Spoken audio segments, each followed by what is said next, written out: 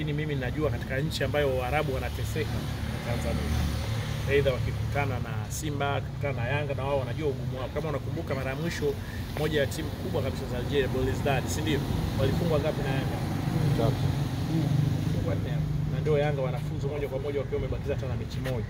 Kwa hiyo ni nafasi ya Yanga, wao watajipangaje. Majibu hayawezi kuja kutokana na kupangwa na Waarabu. Majibu yatakuja kutokana na Yanga watajipanga vipi na watazicheza mechi zao 6, ikiwa 3 za nyumbani na 3 za ugenini, kwa aina ipi na katika mfumo upi na katika maandalizi. Fomu ya Yanga Jembe ilishuka, ndio maana watu ni kama wanaona Yanga haiwezi kufanya vizuri kwa sababu ya namna fomu yao wanavyocheza. Mimi tena nimeona kama Yanga wamepata bahati na anaweza kuwa kidogo napishana na watu wengi sana. Kweli fomu ya Yanga ilishuka, na kwa sababu wanakwenda kukutana na mzigo mzito, inaweza ikawa ni sehemu ya kuwafanya wao kuirudisha ile fomu yao, kwa sababu kwanza watakuwa na tahadhari kubwa, maana yake watakuwa na maandalizi makubwa, maana yake wataona kwamba wako hatarini. Unajua mtu anayejiona yuko kwenye hatari na mtu anayejiona yuko salama, kwenye reactions wanakuwa tofauti sana. Yule anayejiona yuko salama anaweza kuwa na react taratibu sana, lakini yule anayejiona yuko hatarini anakuwa na react haraka na kwa tahadhari sana. Kwa hiyo hii inaweza kuwa ni nafasi ya kuisaidia Yanga kuirudisha hiyo fomu. Lakini kwa namna ambavyo umeona Yanga wako pale ambao pia wameshacheza nao, lakini pia wanaenda kucheza dhidi ya JS Kabylie, pia wanaenda kucheza dhidi ya FAR Rabat. Neno lako kwa kocha mpya wa Yanga ambaye sasa atakuwa na hichi kibarua kuhakikisha kwamba Yanga wanahitaji, tamani yao ilikuwa ni group stage, lakini kwa namna kundi lao lilivyo watakuwa wanatamani kwenda hata quarter final. Kwanza mimi ni kocha wa Yanga kwa kweli simfahamu. Simfahamu kwa maana sijui kazi yake kwenye ngazi ya klabu. Jukumu lake sasa hivi ni klabu, kwa sababu nataka nione how he will change kutoka kwenye ile junior timu za taifa kwenda kwenye clubs. Najua makocha wengi huwa wanafanya hivyo, na tunao wengi, ingawa kuna baadhi wanashindwa, kuna baadhi wanaweza kufanikiwa. Kwa hiyo tumwache kwanza, na bahati nzuri kabla ya kucheza mechi za Champions League na mechi za nyumbani hapa, kwa tunaanza kumuona nguvu yake na acceleration ya timu yake, na hata na mimi naona ndio utakuwa wakati mzuri wa kuanza kuitafakari Yanga kwamba itacheza vipi, itakuwa vipi baada ya tunaona sasa hivi kama vile tunajaji mapema sana. Kwa hiyo tumpe nafasi tuanze kuiona kazi yake jinsi itakavyokuwa, alafu tuone baadaye watafanya namna gani. Lakini umeizungumzia Al Ahly, unajua ukiwa kwenye pot 4 hauwezi kukwepa timu za pot 3, 2 na 1. Ukiwa pot 3 huwezi kukwepa pot 2 na 1. Ukiwa pot 2 kama Yanga huwezi kukwepa timu za pot 1 na hizi nyingine, si ndio? Kwa hiyo Yanga Ahly sio ugonjwa kwamba watakutana na Ahly, au sio kitisho. Badala yake ni sehemu ya kuwafanya kuwa imara zaidi na kujiandaa. Unapotaka kuwa mkubwa ili lazima mjichukue. Unapotaka kuwa mkubwa lazima ukutane na wakubwa na kuwashinda wakubwa. Kama unataka kuwa mkubwa hapo unakutana na wadogo wadogo, basi maana yake utaendelea kubaki mmoja. Jembe, tumwangalie mnyama Simba Sports Club kwa upande wake katika kundi ambalo amepangwa nadhani kundi D, akiwa na experience Simba mwenyewe, Petro de Rwanda pamoja na timu Stade Malien kutoka Mali.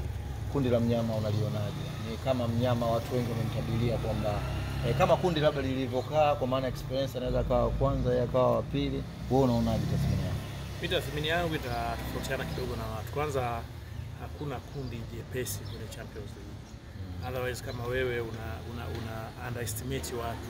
Ukiangalia Stade Malien jinsi walivyofuzu, ilikuwa timu ambayo wengi hawakuitarajia, lakini imeweza kufanya vizuri. Na Mali ni sehemu ya timu nchi yenye vipaji vingi sana. Wanakosa kuwa na timu zenye fedha nyingi sana. Kwa hiyo maana yake utakutana na watu ambao asilimia kubwa wana uwezo, na ukiangalia timu yao asilimia kubwa ina vijana wengi, fresh team. Lakini timu za Angola wote tunazijua.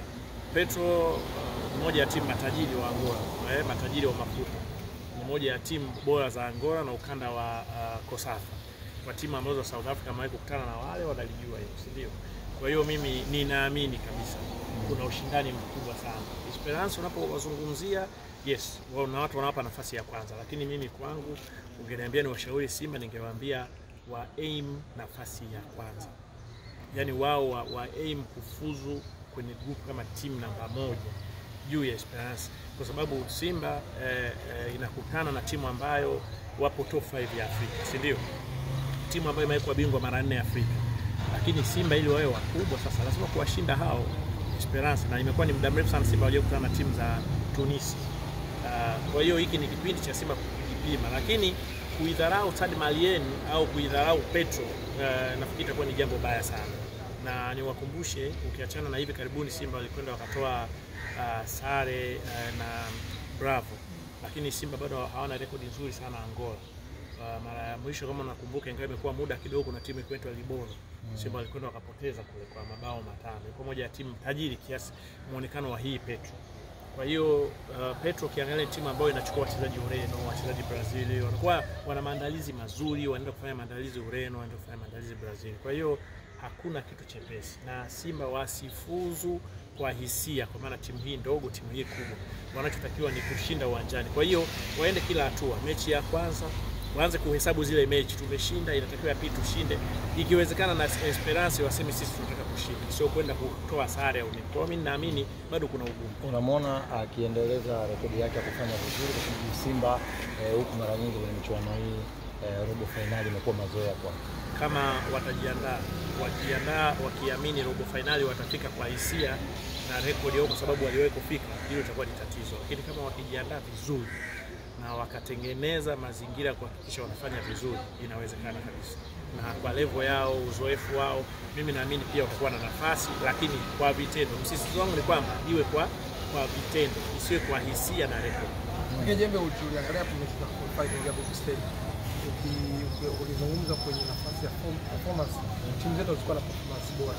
Hiko ni moja sababu ambayo watu wengi wamekuwa na wasiwasi kuona timu zetu zote zikafuzu. Wakirifaa tathmini yako kwenye hatua ya knockout kuingia kwenye group stage. Kama unakumbuka, mimi nilikwambia tena Yanga wana nafasi, ambao watu wengi walikuwa kiamini Yanga haina nafasi.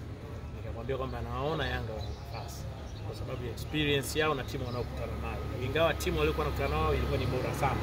Na nafikiri ukiweka timu 4 za kwetu, kwa maana ya kwetu za kwetu 2, Simba na Yanga, alafu uchukue Nsingizini na wale strikers walikuwa na kiwango bora zaidi kuliko timu zote hizi. Lakini Yanga wamefanikiwa kufuzu. Mimi ndio naona ni jambo zuri sana, kwa sababu Yanga wamefuzu kutoka kwenye pressure. Simba wamefuzu kutoka kwenye pressure, kwa sababu unaona Simba kama shabiki wao mechi ya pili pia hawakufurahia. Kwa ni jambo zuri au nafasi nzuri kwao sasa kuanza kujirekebisha, ili wakianza hatua au safari ya makundi isilingane na safari ya ilivyokuwa kufuzu kuja kwenye hatua ya makundi.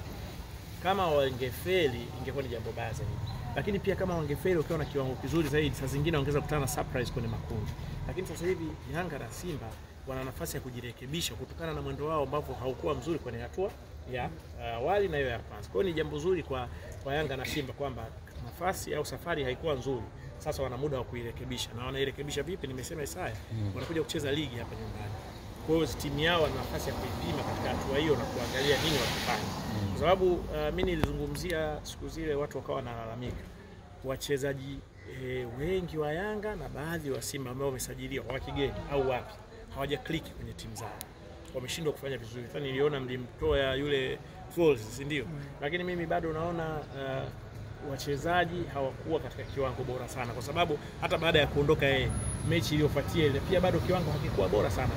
Kwa kocha aliyopo sasa ndio ana kazi hiyo, lakini wachezaji ndio wanapaswa kuwa wa kwanza kubanwa ili waweze kuonyesha kiwango bora.